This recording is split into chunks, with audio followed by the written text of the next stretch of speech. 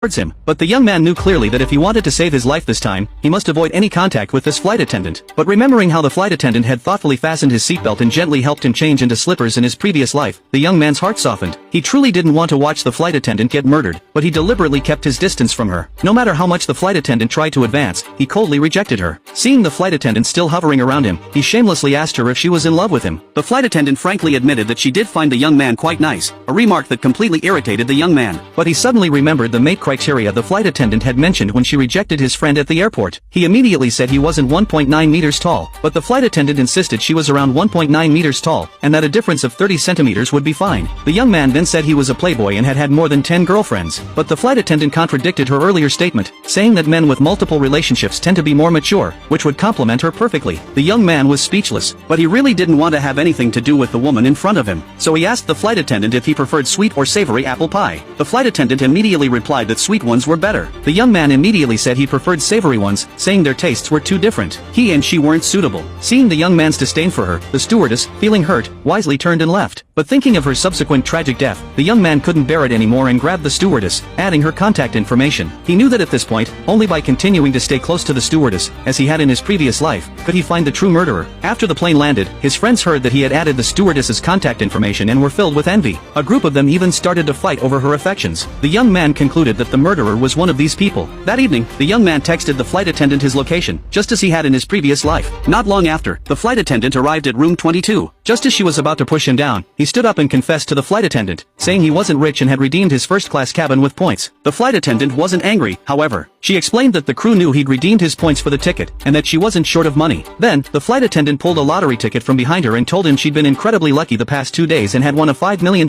jackpot. The young man then realized there was a hidden story behind the flight attendant's death. Facing such a pure and innocent girl, he couldn't let her die. So, he told the flight attendant that she would die in this room tomorrow. The flight attendant thought the young man was playing a trick on her and angrily turned to leave. The young man quickly stopped her. To prove his truth, he revealed a few of the flight attendant's secrets. These were the flight attendant's own words from her previous life. Seeing the young man's accurate disclosure of her secrets, the flight attendant finally began to believe him. He told her that the murderer likely knew the flight attendant had won 5 million yuan and was probably a friend traveling with him. Otherwise, he wouldn't have deliberately framed the young man. But the young man couldn't understand why his face appeared on the surveillance video. To clarify this question, he took out another phone and placed it in a flower pot as a surveillance camera. He then took the flight attendant to a room next door. To be on the safe side, they didn't drink the water in the room or order takeout. They simply waited quietly for their prey to appear. To create the illusion that someone was inside, he even recorded his conversation with the flight attendant. After everything was ready, the young man sat on the bed with the flight attendant in his arms, quietly watching the surveillance video. It was soon late at night, and just as the young man and the flight attendant were about to fall asleep, the door of room 22 in the surveillance video suddenly opened.